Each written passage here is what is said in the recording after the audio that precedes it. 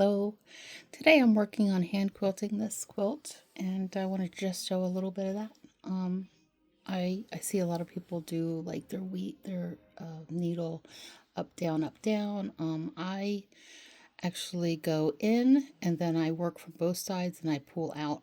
Um, I I've tried the up down, but I don't have the hand strength to do that.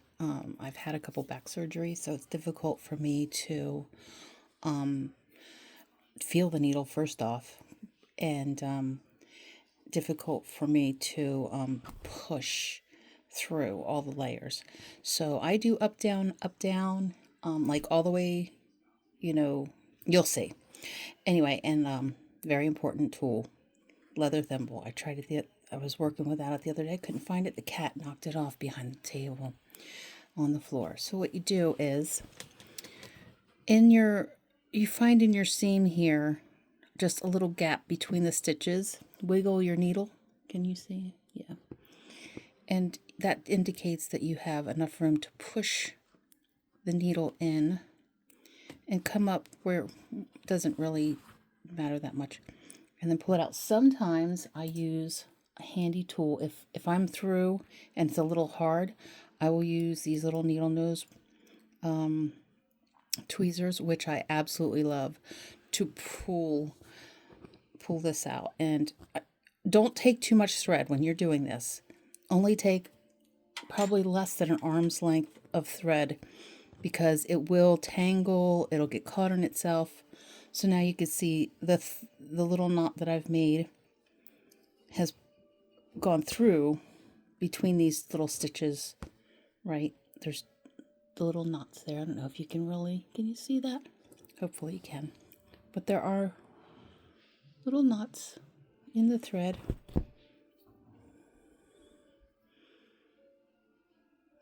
There you go. And pull it through. And once you get past there, you're not through, don't pull too hard. I pull it out just a tiny bit, and these are curved scissors. These are wonderful. If you don't have a pair, you need them for this purpose, because many times what will happen is you'll go to trim the tail off your knotted thread and you will cut the quilt. So don't do that. Use the curved scissors, pull it out just a tiny bit and clip, and then you pull that through and your tail's hidden. And what I do is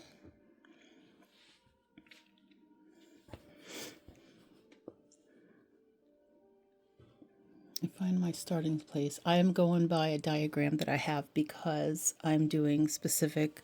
You can see how my needlework is going, kind of vertically here and horizontally swirly over here maybe, and this is kind of diagonal. So with this quilt that I'm doing, it is a landscape. So I'm trying to keep the stitches in accordance with my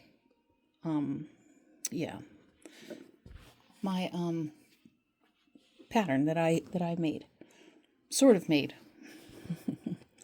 So keep all the threads out of the way. You can see there, it's a little less than probably a 1/4 inch. Let me see. And give or take, yeah, it's about 1/8 of an inch. I don't know if you can see right there. So I'm in that little corner.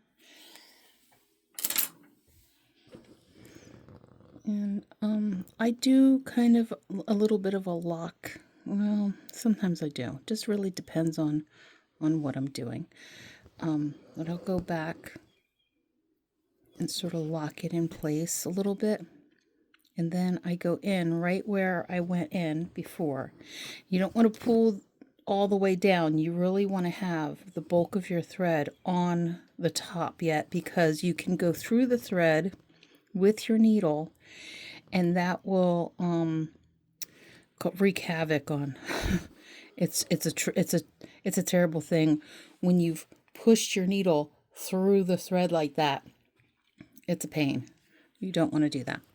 And then it's just as simple as this. Just you go in and you can kind of, what I do is push the needle. When I come back up, I can see the needle kind of where it's going, and then I can kind of gauge where I'm coming through, right, like that. Do a few.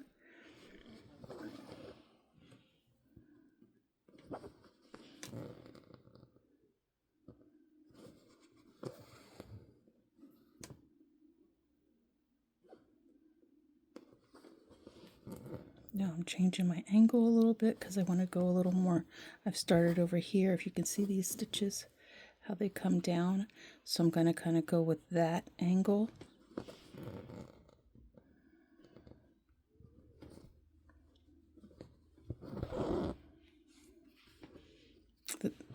Sometimes if your thread is too long, that can happen too, where you're pulling it through and it's like, oh boy.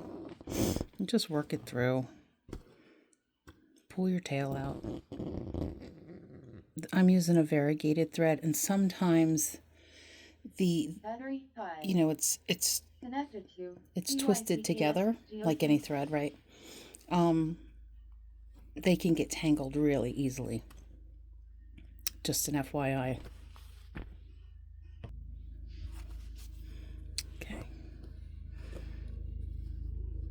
I'll go through this thread, and then I will show you how I close it, how I finish this piece of thread here, this length, when I work it into the quilt.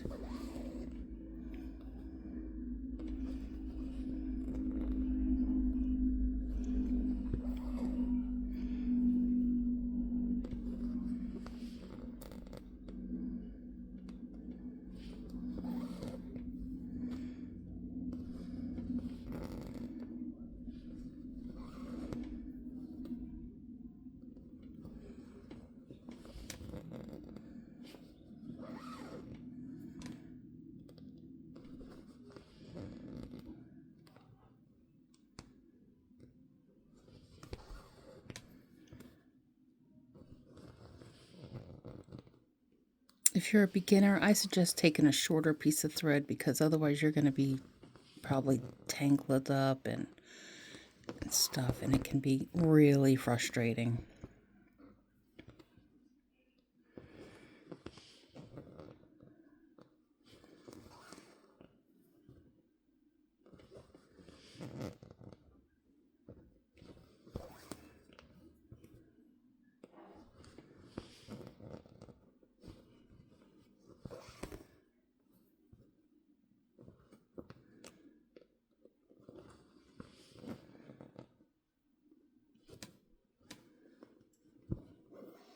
Hopefully you can see it okay. I'm watching what I'm doing. I'm not watching the camera.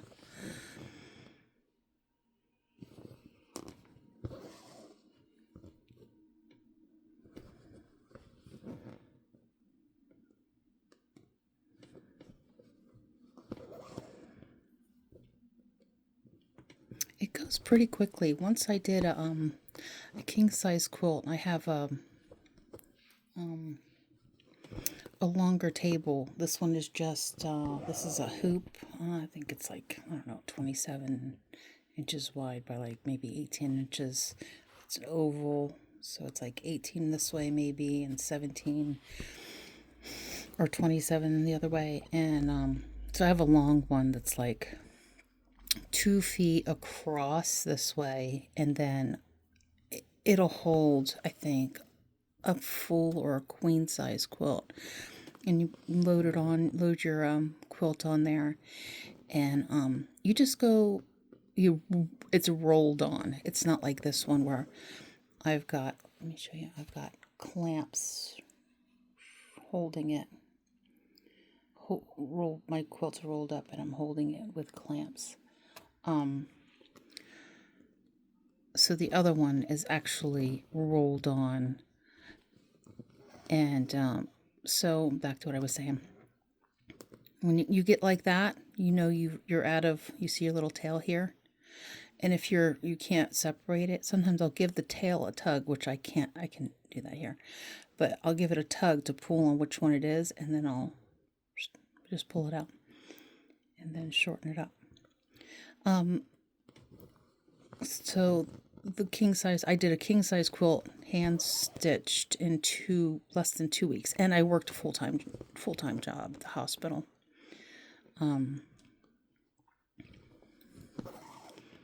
Yeah, it's soothing. It's a comforting work. And you get to put texture into fabric that has no, this is just all plain. There's no pattern. So I'm putting the pattern in with my stitches. And disclaimer, I have nothing against free motion quilting or long arm quilting, whatever you want to call it. I actually have, as you know, I have my Juki here, and one of the videos that I intend to do is me trying out free motion quilting for the first time on the Juki. So we'll have that to look forward to at some point in time. But I've always been just a hand quilter. But when I had the back surgeries, because I can't feel my fingertips very well, and my back gets sore from kind of that sort of like hunched over position that you get in when you're quilting. I have to take more breaks. It takes me a little longer. So it was an investment that I hope to start enjoying soon. I have a quilt ready to go to start that. Baby quilt, my granddaughter's quilt. And I've already machine stitched it in the ditch. That quilt was, I'll tell you about that when I get to it. But that quilt was funny because I machine stitched it with my old Kenmore. If you watch my introduction, I tell you about my Kenmore. And that thing was at the shop more than I had it because, my machine guy was always, he's like, I think I hear the motor going out on it. I'm so hard on machines, quilt repairs and, whatever. So I started that baby quilt on the Kenmore. And so the stitches, it would jump stitches. It would just act crazy on occasion. And it was a very good machine, but this was toward the end of its life, and I knew that it was coming. I knew it was coming. So I got my Juki, and I gifted my old Kenmore to my machine guy. So that he could use it as parts to help other people. And that way, he worked from home, and, he did this as favors to people on who were on tight budgets and, limited income or what do you call it? Set income for the month, whatever. So, I really wanted to help him help other people, and so that's what I did. I gifted it to him.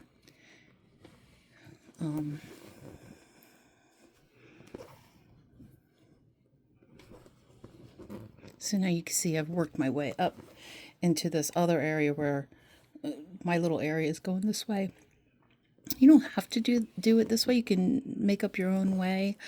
Sometimes I'm doing kind of like a fill-in method where I'm putting in, where I want certain colors to be, because this is a landscape and I really want to show the colors of my project.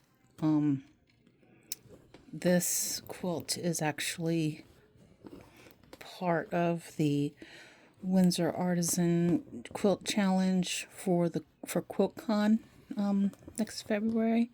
So I have until October 31st to get this done.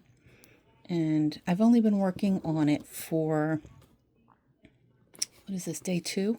Day 3. I've only been working on it for a couple days. And you can see how much I've gotten done. Let me see if I can move the camera away. Hold on. Get out of this area here. And then I'll show you how much I have done. Ooh, that was a big fatty. I'm going to have to pull that. But that's a good example. So if I have one, sometimes when you get near the seams here, it can kind of throw off your stitches a little bit. And if you don't like it, just pull it out like that. It's fine.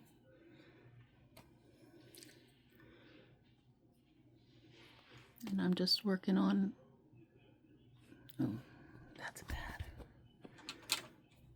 I hate sometimes these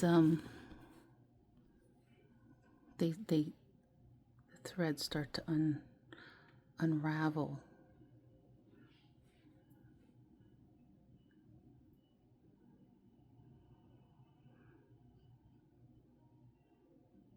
Yeah, that's a tiny needle. It's a teeny tiny needle. This is a quilting needle that I'm using, and I'm doing it under the camera, kind of trying to see what I'm doing. Anyway, so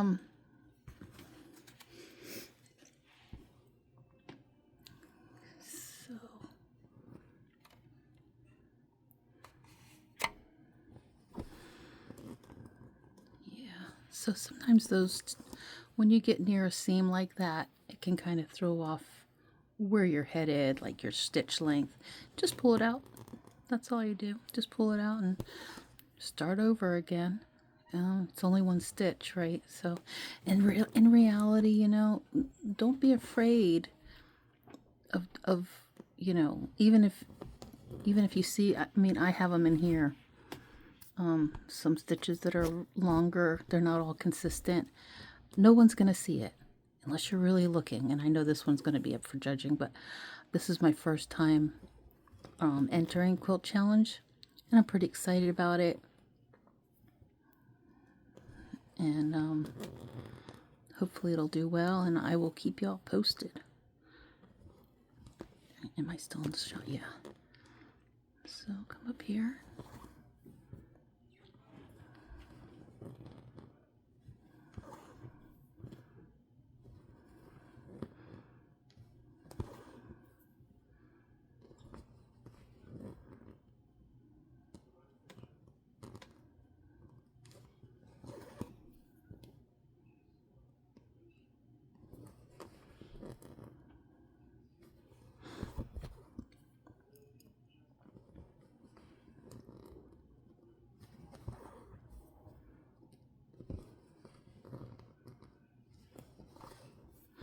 And the back is really cool. I posted a short of the of different quilt backs that I was choosing from. In this particular challenge, you only had, see, they give you 6 colors to choose from, and you had to use a minimum of 3. I think I used all of them here. No other fabric can be used. I would like to know if anybody else out there is doing this challenge as well, and what their experience is with the fabric itself, because I had issues, and I don't know if it's because these pieces are super tiny. I mean, you know, this little block here is only 1 inch. So that means it was, you know, 1.5 inches with a 1/4 inch. So I don't know if it was because my blocks, you know, I'm doing sort of a mosaic landscape type of thing, and I don't know if that was the difference, and that's why oh look, oh no, it didn't happen. I was like, ooh, it happened. No. Did it? Oh yeah, it did. See, there it is. It happened. Look at that. See how the thread does? See how the thread, I went right through it? That is a pain. I don't know if you can really see that. Let me try to.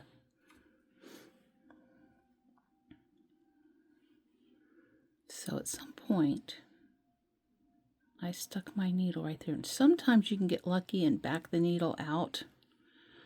But at this end, I'm like right at the end. I don't even mess with it. I'm not even gonna mess with it. I'll just keep on going until I'm done. Other people might know, somebody else might know a better way of, you know, dealing with that, whatever. And it's probably that needle thing where they're kind of weaving the needle in, and that's awesome. So this is just the way I do it. If you have a different way that works for you, that's great. Share it in the comments. I'd love to hear it. You know, if you have, especially if you're, you know, sort of disabled and have issues with holding a needle or feeling that, you know, feeling needle in your hand or back issues, whatever. I'd love to hear how you handle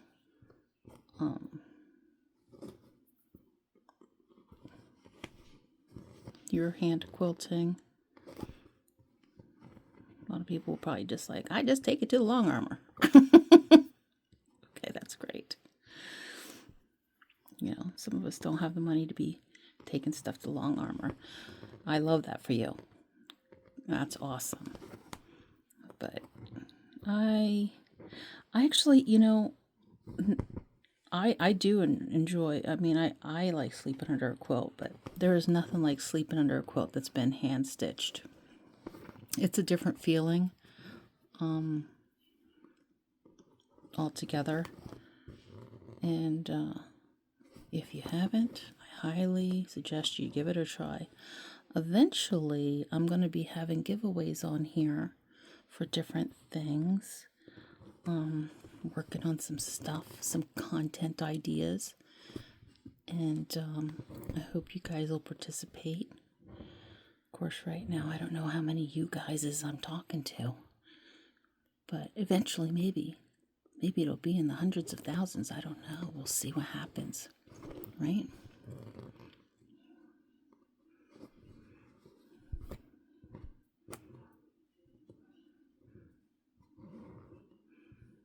See, that's what happens when your needle gets, when you go through your thread like that. Then when you get towards the end, it makes it more difficult too.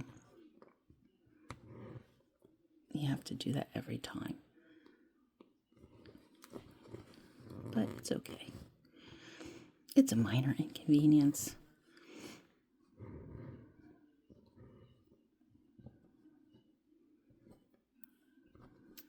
And yeah.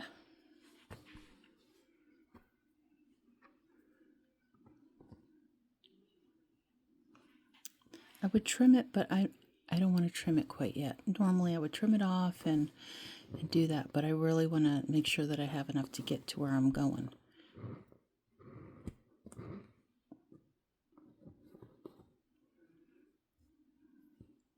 Really goes fast once you get going. I mean, I just did that whole little bit in a pretty short period of time.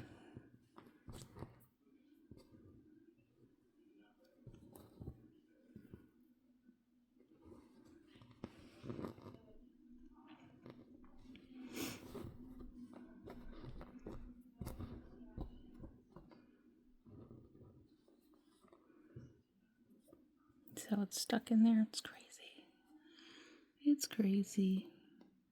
So, how do I end it? I'm going to go back this way, just a smidge, and I'm going to come right back into the last stitch that I did. Pull it up. Oh, it's going to be tricky. It's too short. Shoot.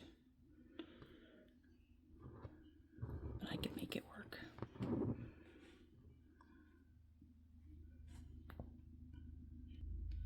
Okay, so all I did was pull it and it came free. Thankfully, it was an easy one.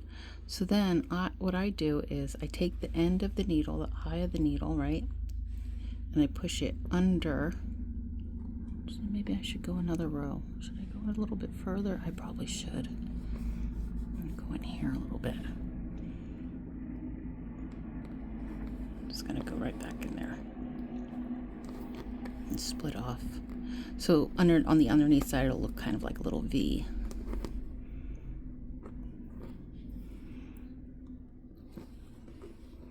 I can come right up here beside this and go down and meet this other yellow here. And that'll be fine. Doggy.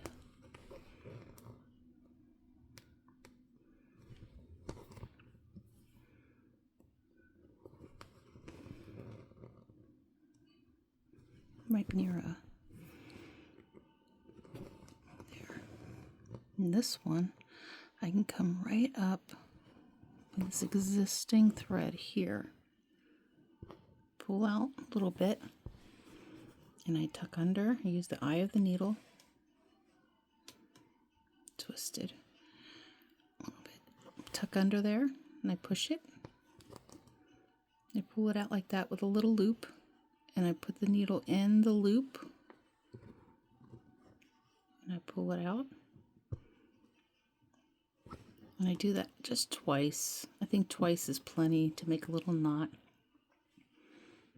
And it doesn't matter if you're going in with the needle or in with the eye, it's all going to come out the same hole, right? So do that, pull it tight.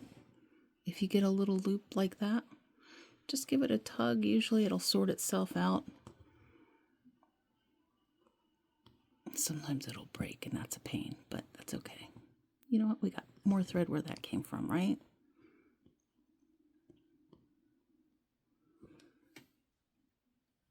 Okay, then you just go right in about underneath of where that little stitch is, the new stitch that you just went into. Just go right in there. And you pull.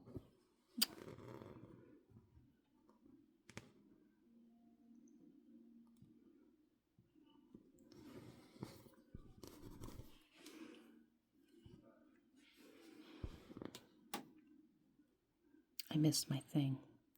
I missed my, there. Go in to where the stitch goes in, right? Flat. Make sure your needle is flat. Push up with your fingers on the other side, and then just push it. So you want to make sure that it's going in between the layers. And then it comes out here. I use my grabbers. Slide it right underneath, because again, I don't have the dexterity sometimes to pull. And I would have been able to with that one, and that's it. Make sure you don't leave these on your quilt, because these pointy thing, they are so pointy. They have made me bleed. And then you pull up on your thread, right? Just a little bit, causing a little tension. With your curved scissors up, clip like that. Give it a little scratchy scratch with your fingernail, and that'll kind of close those threads together.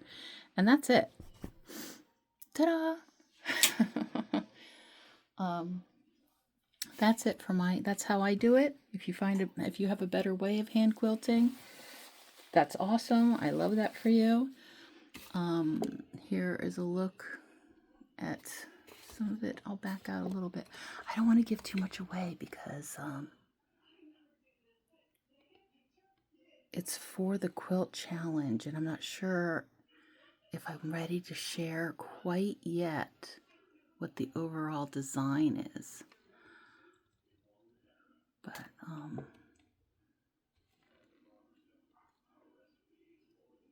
tiny stitches, a gazillion tiny stitches. And now we're on to the next area. And that's it. Thank you for watching. Please like, subscribe, and share.